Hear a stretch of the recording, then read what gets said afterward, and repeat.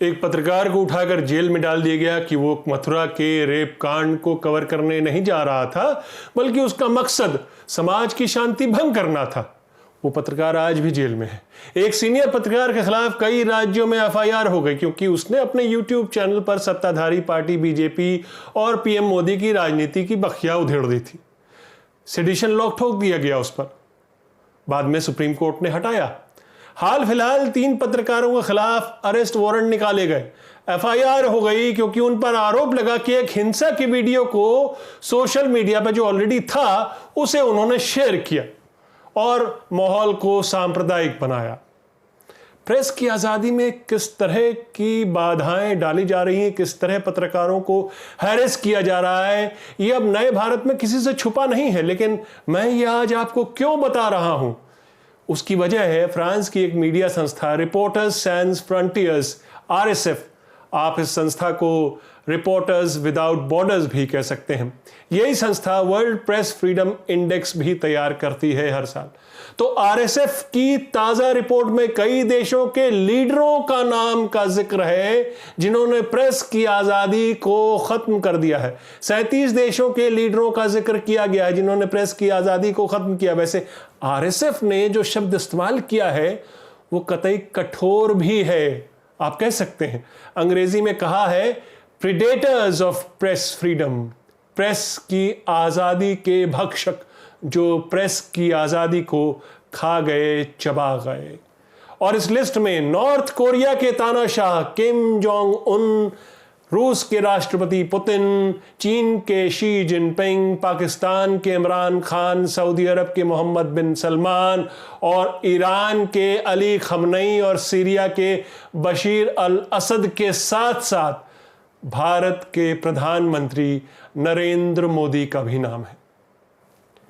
नमस्कार, मैं हूं आपका न्यूज़ बाज प्रभात शुंगलू। मेरा आज का सवाल, क्या प्रधानमंत्री मोदी के शासन में प्रेस की आज़ादी पर अंकुश लगाने की कोशिश हुई है? अपने जवाब हाँ या ना में ज़रूर दीजिएगा। हो सकता है आप प्रेडेटर शब्द से इत्तेफाक न रखते हो, और यह भी सही है कि न तो भारत चीन है, ना नॉर्थ कोरिया और ना ही पाकिस्तान। भारत लोकतंत्र है। वो अलग बात है कि पिछले कुछ सालों से भारत की विपक्षी पार्टियों का ये आरोप रहा है कि मोदी की अगुवाई वाली एनडीए सरकार लोकतंत्र खत्म करने पर उतारू है और भारत में तानाशाही की पदचाप सुनाई दे सकती है। और इस संदर्भ में आप प्रेडेटर शब्द के भाव को पकड़ने की कोशिश करेंगे तो आप समझेंगे कि मैंने इस प्रोग्राम के शुरुआत में प्रेस की आज़ादी को खत्म करने वाले वो उदाहरण क्यों पेश किए। तो आरएसएफ के मुताबिक इन शासकों ने, जिसमें मोदी का नाम भी शुमार है, इस लिस्ट में इन शासकों ने अलग अलग तरीकों से प्रेस सेंसरशिप लगाई, पत्रकारों को जेल भेजा, उनके खिलाफ हिंसा का माहौल पैदा किया। आरएसएफ के महासचिव क्रिस्टोफर डिलॉयर का कहना है कि हर एक ऐसे प्रेडेटर की अपनी एक स्टाइल है। कुछ अपने ऊट पटांग आदेशों से खौफ पैदा करते हैं, कुछ कठोर कानून को ढाल बनाकर प्रेस की आजादी के खिलाफ काम करते हैं। और जहां तक भारत की बात है, पत्रकारों पर आईपीसी की सेक्शन 124 ठोंकना अब आम हो चुका है। देशद्रोही हो गए हैं पत्रकार। अंग्रेजों के जमाने का बना 150 साल पुराना सेडिशन लॉ का आज तक बेजा इस्तेमाल सरकारें करती आ रही हैं और अब तो पत्रकारों के खिलाफ भी ये कानून सेडिशन लॉ इस्तेमाल हो रहा है। आइए अब जानते हैं कि मोदी के नाम को लेकर आरएसएफ की इस रिपोर्ट में किस तरह की बातें कही गई हैं। रिपोर्ट में कहा गया है कि कुछ लोगों के नाम तो पिछले 2 दशकों से उस लिस्ट में रहे हैं, आरएसएफ की लिस्ट में, जिन्होंने प्रेस की आजादी को खत्म किया। लेकिन मोदी का नाम इस लिस्ट में शुरू से ही था, यानी जब से उन्होंने दिल्ली की गद्दी संभाली। He is a predator since taking office, ये कहा गया इस रिपोर्ट में। और इस संदर्भ में आरएसएफ की रिपोर्ट ने वर्ल्ड प्रेस फ्रीडम इंडेक्स की रिपोर्ट का भी जिक्र किया है। आपको याद होगा अभी कुछ महीने पहले ही अप्रैल में वर्ल्ड प्रेस फ्रीडम इंडेक्स 2020 की रिपोर्ट आई थी जिसमें 180 देशों की लिस्ट में भारत का 142वां स्थान था। इस रिपोर्ट में लिखा था कि भारत उन खराब देशों में है, खराब बैड शब्द का इस्तेमाल किया गया था, जहां या जो पत्रकारिता के लिहाज से, वो देश जो पत्रकारिता के लिहाज से खतरनाक देशों की लिस्ट में आते हैं। इसमें खास तौर पर जिक्र था कि कैसे सत्ताधारी बीजेपी समर्थकों ने एक ईमानदार और निष्पक्ष पत्रकार की जिंदगी दूभर कर दी है, उसे एंटी नेशनल घोषित कर दिया गया है। ये जो आरएसएफ की ताज़ा रिपोर्ट आई है प्रीडेटर्स पर, और प्रेस फ्रीडम के जो प्रीडेटर्स हैं और ख़ास तौर पर शासकों के नाम हैं, 37 देश के शासकों के नाम हैं, तो ये ताज़ा रिपोर्ट जो है, इस रिपोर्ट में बाकायदा उन देशों के लीडरों के शासन का जिक्र है जहां प्रेस की आज़ादी को ख़त्म करने, उसे चबा जाने का खेल खेला जा रहा है। मोदी के बारे में आरएसएफ का कहना है कि मोदी के पास सबसे बड़ा हथियार यह है कि मेन स्ट्रीम मीडिया में वो अपने उन बयानों की झड़ी लगा देते हैं जिससे उनकी राष्ट्रवादी छवि को और बल मिले। एक तो ये, अब यहां मेन स्ट्रीम मीडिया से आरएसएफ का मतलब शायद होगा गोदी मीडिया, जिसका एक बड़ा वर्ग पूरी तरह से सरकार की जेब में है। मतलब मीडिया का एक बड़ा वर्ग जो कि गोदी मीडिया है, पूरी तरह से सरकार की जेब में है। आगे आरएसएफ लिखता है कि मोदी की उन अरबपतियों से अच्छी छनती है जिनके बड़े बड़े मीडिया एम्पायर हैं। इससे क्या होता है? दो तरीकों से फायदा होता है, आरएसएफ की इस रिपोर्ट में कहा गया। एक तो ये कि उन पत्रकारों को भी पता है कि अगर सरकार की जय जयकार नहीं की तो उनकी नौकरी खतरे में पड़ सकती।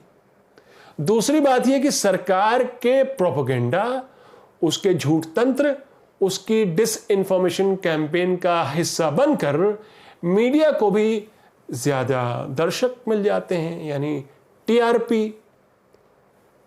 टीआरपी सेट, तो मीडिया मालिक भी खुश, मीडिया भी खुश और सरकार भी खुश।